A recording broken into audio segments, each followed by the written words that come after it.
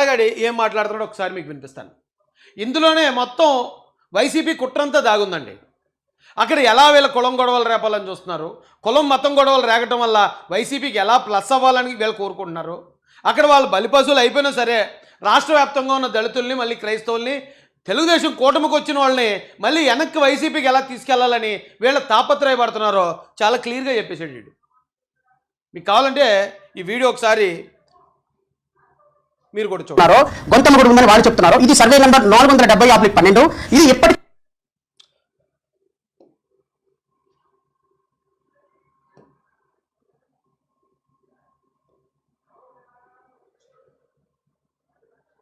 చెప్తున్నారు. ఇది survey number 470/12. ఇది ఎప్పటికీ కూడా ప్రభుత్వ భూమిగానే ఈ రికార్డుల్లో ఉంది. సుప్రీంకోర్టు జడ్జిమెంట్ ప్రకారం ఏ ప్రభుత్వ భూమిలో కన్స్ట్రక్షన్ కట్టడానికి లేదు, కలెక్టర్ ఎన్ఓసి ఇవ్వడానికి లేదు. ఒకవేళ రేపొద్దున ఈస్ట్ గోదావరి అక్కడ రామాలయానికి ఎన్ఓసి లేదు అంటే municipal commissioner NOC, collector NOC ఉండాలి. సుప్రీంకోర్టు తీర్పు ప్రకారం ఎవరన్నా పూజా మందిరం కట్టుకోవాలంటే అది ప్రేయర్ కావచ్చు, నమాజ్ కావచ్చు, లేకపోతే హిందూ టెంపుల్ కావచ్చు, ఖచ్చితంగా ఉండాలి అని ఎప్పుడో సుప్రీంకోర్టు ఆర్డర్ ఉందటండి. ఆ ఆర్డర్ పట్టుకునేడు హైకోర్టులో వేసాడు పిటిషన్ వేసి సరే మీరు ఆ పర్మిషన్లు అనేది తెచ్చుకుని కట్టండి అని చెప్పి హైకోర్టు వారు స్టే ఇచ్చారట. స్టే ఇస్తే ఇప్పుడు వాళ్ళు ఏం చేస్తారు, అక్కడ ఉన్న రామాలయ కమిటీ కలెక్టర్ గారి దగ్గరికి, కమిషనర్ గారి దగ్గరికి వెళ్తారు, ఎన్ఓసికి అప్లై చేసుకుంటారు. ఎన్ఓసి తెచ్చుకుని ఒకవేళ ఎన్ఓసి వస్తే వచ్చి కట్టుకుంటారు. కానీ వీడు ఏం చేస్తున్నాడంటే కలెక్టర్ని, మున్సిపల్ కమిషనర్ని బెదిరిస్తున్నాడు. ఎలాగా? ప్రభుత్వ స్థలంలో కట్టడానికి ఎన్ఓసి ఇవ్వడానికి లేదు, ఒకవేళ ఇస్తే కలెక్టర్ కానీ కమిషనర్ కానీ సుప్రీంకోర్టుకు లాగుతాను మిమ్మల్ని అని వాళ్ళని థ్రెటన్ చేస్తున్నాడు. ఎక్కడిది ధైర్యం? ప్రభుత్వ అధికారులు వాళ్ళ ఉద్యోగాలు ఏంటి, వాళ్ళ లిమిట్స్ ఏంటి వాళ్ళకి తెలీదా? దేనికి ఎన్ఓసి ఇవ్వాలో, దేనికి ఎన్ఓసి ఇవ్వకూడదో వాళ్ళకి తెలీదా? ఒక హిందూ టెంపుల్, ఆ టెంపుల్ ప్లేస్లో మరొక రినోవేషన్ చేసి కొత్త టెంపుల్ వాళ్ళు కట్టుకుంటానంటే మరి వీడు ఇంత ఎలా చేస్తున్నాడంటే మరి నిజంగా హిందూ సోదరులందరికీ ఏమనిపిస్తుంది? అరే మొత్తం అందరూ వీళ్ళు ఎలా ఉన్నారేమో, ఎస్సీలు అందరూ ఎలా ఉన్నారేమో, లేకపోతే క్రిస్టియన్స్ అందరూ ఆ హిందూ టెంపుల్ని అడ్డుకోవడానికి ఇలా రౌడీజం చేస్తున్నారేమో అని మొత్తం కమ్యూనిటీకి అంతా చెడ్డ పేరు కదా ఇది. ఎగ్జాంపుల్కి ఇప్పుడు మా ఊరోడు ఉత్తరకంచి మాది ఏదో ఊరు వెళ్ళాడు, హైదరాబాద్ వెళ్ళాడు. హైదరాబాద్ వెళ్ళి అక్కడ ఏదైనా గొడవ పెట్టేసుకుని నేను ఉత్తరకంచి చూడరా మీ సంగతి వెళ్తానని ఎవరన్నా పొడిచేసి వచ్చాడు అనుకోండి, ఏమంటారు అక్కడ వాళ్ళు అందరూని? మొత్తం చెడ్డ పేరు అంతా ఉత్తరకంచికి వస్తుంది కదా. ఇప్పుడు అలాగే వీడు జై భీమ్ అని చెప్పి నేను దళిత క్రైస్తవుల తరపున చేస్తున్నానని చెప్పి అక్కడ హిందువులను ఎలా రెచ్చగొడేస్తుంటే మరి హిందువుల కోపం ఆటోమేటిక్గా మొత్తం కమ్యూనిటీ మీదకి వస్తుంది కదా. ఇది రెండు వర్గాల మధ్యలో ఒక భయంకరమైన విద్వేషంగా మారే ప్రమాదం ఉంది కదా. కలెక్టర్ని, నేను తోపుని, నేను తురుంకాన్ని, నేను పెద్ద డిప్యూటీ స్పీకర్ని ఎన్ఓసి అడగడానికి ప్రయత్నం చేశారనుకోండి, కలెక్టర్ సుప్రీంకోర్టు ముందుకు వెళ్ళి చేతులు కట్టుకొని కంటెంప్ట్ ఆఫ్ కోర్టులో కూర్చోవాల్సి వస్తుంది. డిస్ట్రిక్ట్ కలెక్టర్ని ఫస్ట్ క్లాస్ మేజిస్ట్రేట్ నేను గతంలో నేను జడ్జిని చెప్పుకుంటాడు, జస్ట్ మున్సిపల్ మేజిస్ట్రేట్ అంటే ఒక మండలానికి ఉన్న ఒక కోర్టుకి జడ్జిగా చేశాడు. అయితే పీకేశారండి. అందుకే ఆడిడు అన్న ఒకవేళ ఇటు జడ్జిగా ఉండుంటే కనుక నేను గౌరవిద్దును.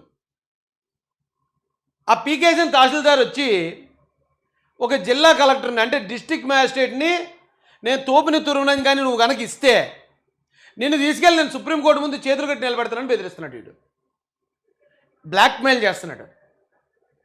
ఎక్కడిదండి ఎంత ధైర్యం? ఏం చూసుకుని ఎవరున్నారు వీళ్ళు వెనకాతలా? ఎవరు రెచ్చగొడుతున్నారు ఇలాగా? ఈడు రెచ్చగొడితే వీడితో పోద్దా ఇది?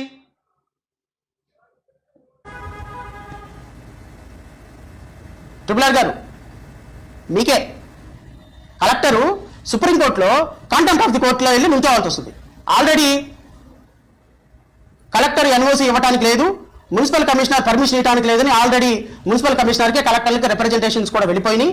ఒకవేళ కలెక్టర్ ఎన్ఓసి ఇస్తే రిప్రజెంటేషన్లు ఇప్పించాడంటే కలెక్టర్ గారికి, కమిషనర్ గారికి ఏమని, అక్కడ రామాలయానికి మీరు పర్మిషన్ ఇవ్వద్దు అని, పర్మిషన్ ఇవ్వద్దని రిప్రజెంట్ అంటే రామాలయాన్ని కట్టడాన్ని డైరెక్ట్గా నేను అడ్డుకుంటున్నాను అని చెప్తున్నాడు వీడు. ఎవరు చెప్తే చేస్తున్నాడు? జగన్ గారు చెప్తేనా? వీడి పని ఏంటి? వీడిది ఏ ఊరు? ఎక్కడో విజయవాడ. వీడికి అసలు ఉండి నియోజకవర్గంతో వీడికి ఏంటి పని? ఆకు వీడితో వీడికి ఏంటి పని? ఏదో విధంగా రెచ్చగొట్టాలి. దళితుల ముసుగులోనో క్రిస్టియన్స్ ముసుగులోనో అవతలోని గిల్లేస్తే, అవతలోడికి ఏదైనా కోపం వచ్చి చేస్తే వెంటనే ఇదిగో చూసారా దళితులారా, క్రైస్తవులారా, మీరు కూటమి ప్రభుత్వాలు ఇలా ఇందుకే వాళ్ళ కేసులు పడ్డానికి వాళ్ళు ఇబ్బంది పడ్డానికి కారణం వీడు. కానీ వీడు ఏం చెప్తాడు, కూటమి ప్రభుత్వంలో మీరు ఇబ్బందులు పడుతున్నారు కాబట్టి ఇగో జగన్మోహన్ రెడ్డి గారికి ఓటేయండి. కేవలం ఓట్ల కోసం అక్కడ ఉన్న ప్రజల్ని వాళ్ళ జీవితాలు రిస్క్లో పెట్టేస్తున్నారండి వీళ్ళు. కలెక్టర్ ఎన్ఓసి సుప్రీంకోర్టులో రేపొద్దున ఛాలెంజ్ చేయడానికి ఆ లోకల్ ప్రజలు సిద్ధంగా ఉన్నారు. కంటెంప్ట్ ఆఫ్ ది కోర్ట్ వేస్తాం, న్యాయస్థానంలో పోరాటం చేస్తాం. అక్కడ గొంతెన్నమ్మ గుడి మాత్రమే కట్టాలి అనేది లోకల్ ప్రజల యొక్క ఆలోచన. లోకల్ ప్రజల యొక్క లోకల్ ప్రజల ఆలోచన అయితే లోకల్ ప్రజలు వచ్చి చెప్పాలి కదా, నువ్వెందుకు చెప్తున్నారో నాన్ లోకల్ గడివి. లోకల్ ప్రజలే చెప్పుందరు. మన లోకల్ ప్రజలు ఆల్రెడీ మాట్లాడారు. ఎవడో పనికిమాల వచ్చి మమ్మల్ని రెచ్చగొడితే మేము మా వాళ్ళు ఇలాగ ఇబ్బంది పడ్డారండి, మాకు ఆ ఉద్దేశం లేదు, రఘురామరాజు గారితోనే అక్కడ ఉన్న రామాలయం ఆ కమిటీతో మేము కాంప్రమైజ్ అవుతామని లోకల్లో ఉన్న దళిత నాయకులు చెప్పారు కదా. నీ వెనకాతలు ఏ లోకల్లో ఉన్నాడు ఇప్పుడు? ఒకవేళ నిజంగా లోకల్లో ఎవరన్నా ఉంటే నువ్వు పక్కన కూర్చోబెట్టుకుని ప్రెస్ మీట్ పెట్టాలి కదా. ఆకివీడు ఉండి నియోజకవర్గాల్లో ఉన్న క్రైస్తవులకి దళితులకి చెప్తున్నాను, ఈ పకోడీగాడు చేసే పనికి మాకు సంబంధం లేదని ఒక ప్రెస్ మీట్ పెట్టి చెప్పండి. లేదంటే ఈడు మీ అందరి మీదకి ముప్పు తీసుకొస్తాడు, మీ అందరినీ ఇబ్బంది పెడతాడు. ఎందుకంటే ఈ రోజున రామాలయానికి ఎన్ఓసి అడుగుతున్నారంటే, రామాలయానికి ఎన్ఓసి లేదు కాబట్టి నేను ఆపుతాను అన్నాడంటే, ఎన్ని చర్చలకు ఉన్నాయి ఎన్ఓసీలు? ఎన్ని చర్చలకు పర్మిషన్లు ఉన్నాయి? మొన్నే 113 చర్చలకి ఆయన రఘురామరాజు గారు నోటీసులు పంపించారన్నారు. పంపించారన్నప్పుడు అదే నోటీసులు మళ్ళీ వెనక్కి తీసుకున్నారని కూడా అన్నారు. ఊరికే నోటీసులు ఎందుకు వెనక్కి తీసుకుంటారు? ప్రభుత్వం ఎంతో కొంత కన్సర్న్ చూపిస్తుంది కదా. ప్రభుత్వం ఎంతో కొంత కన్సర్న్ చూపించి వెనక్కి తీసుకుంటున్నప్పుడు ఇలాంటి పకోడీగాళ్ళు వెళ్ళి రెచ్చగొడితే, మళ్ళీ చెప్తున్నాను, ఎస్సీ ఎస్టీ అట్రాసిటీ చట్టం మీద తీర్పు ఇచ్చింది డైరెక్ట్గా సుప్రీంకోర్టు కాదు, బీజేపీ కాదు, లేకపోతే మరొక కూటమి గవర్నమెంట్ కాదు. ఒక పనికిమాలినోడు అతను పాస్టర్ ముసుగులో ఉండి ఎస్సీ ఎస్టీ కేసు పెట్టి ఆ కేసు అవ్వట్లేదని సుప్రీంకోర్టు దాకా వెళ్ళాడు. సరే 1950లో ఆర్డర్ ఉందిరా బాబు, నువ్వు పాస్టర్ కదా, నీకు కుదరదని చెప్పారండి. అంటే ఇప్పుడు ఈ రోజున దళితులు మతం మారితే వాళ్ళ కులం మారాలి, వాళ్ళ రిజర్వేషన్ పోవాలి, ఎస్సీ ఎస్టీ కేసు లేదని ఇంత అడావుడి జరుగుతుంది. ఎందుకనుకుంటున్నారు? కారణం మనలో ఉన్న ఒక పనికిమాలినోడు. ఇప్పుడు ఈ రోజున అక్కడ ఆ ఉండి నియోజకవర్గంలో అన్ని చర్చలకి మీకు పర్మిషన్ ఉందా లేదని మళ్ళీ నోటీసులు ఒకవేళ వచ్చాయనుకోండి, దానికి కారణం ఈడు. మీరు జాగ్రత్తగా గమనించండి. మీకు మీ చర్చలకు నోటీసులు ఇప్పించి మీ చర్చలను ఇబ్బందులు పడేసి అప్పుడు మళ్ళీ ఇక మీరు బాగుండాలంటే మీరు జగన్ గారు కోటేయండి, వైసీపీ కోటేయండి, రేపు మేము గెలిస్తే మిమ్మల్ని కాపాడుతామని మిమ్మల్ని మీ లైఫ్ని రిస్క్లో పెట్టడానికి తయారవుతున్నారు వీళ్ళు. ఆలోచన ప్రకారం అధికారులు కూడా నిలబడాలి. Because it is a democratic country, peoples wish should be respected. ఇది మీరు మైండ్లో పెట్టుకుంటే బాగుంటుంది.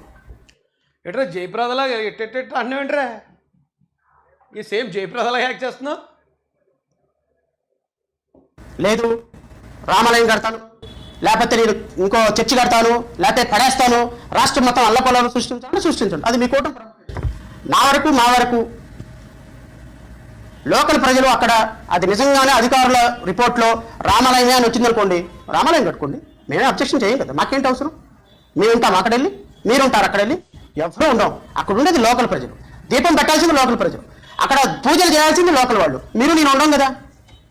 సో అధికారులు నిజాయితీగా నిష్పక్షపాతంగా కోర్టు మానిటర్డ్ ఎంక్వైరీ ద్వారా ఇక్కడ ఏముంది అనేది ప్రజలు నిర్ణయం చేసుకున్న తర్వాత కట్టాలి తప్ప రఘురామకృష్ణరాజు గారు ఒక కండవా వేసుకొని జై భీమ్ అన్నంత మాత్రాన అక్కడ జై భీమ్ అవ్వదు, జై శ్రీరామ్ అన్నంత మాత్రాన అక్కడ జై శ్రీరామ్ అవ్వదు.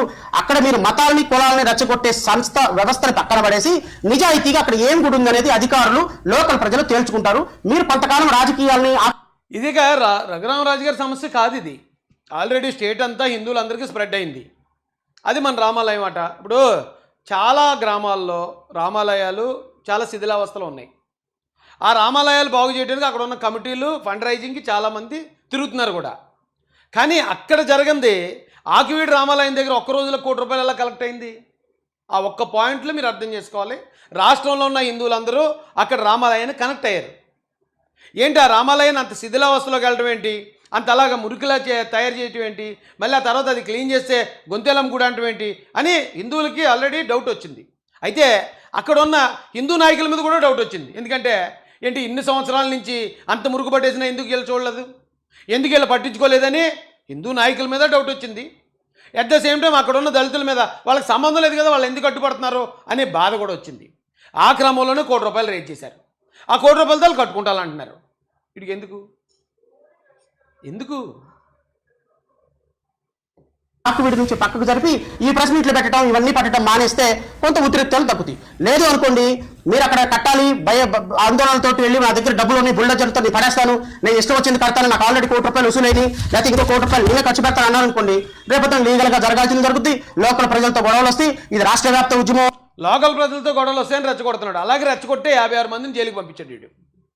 వీళ్ళందరూ కలిసి అలా రెచ్చగొట్టే 56 మందిని జైలుకి వీడు కనీసం వెళ్ళాడా జైలుకి? ఆ 56 మందిని వీళ్ళు రెచ్చగొట్టిన దానివల్ల పాపం ఇబ్బంది పట్టి 56 మందిని పరామర్శించాడా?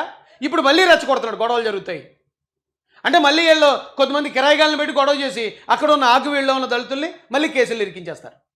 కేసులు ఇరికించేసి అది కూటమి ప్రభుత్వం మీ మీద కేసులు పెట్టించింది కాబట్టి మీరు రేపు 29 ఎలక్షన్లు మాకు ఓటు వేయండి అని ఓట్లు అడుక్కుంటారు. అవుతుంది. అప్పుడు మీరో మేమో చూసుకోవాల్సిన పరిస్థితి వస్తుంది అని లోకల్ ప్రజలు అంటున్నారు. మీరో మేమో చూసుకోవాల్సిన పరిస్థితి వస్తుందట.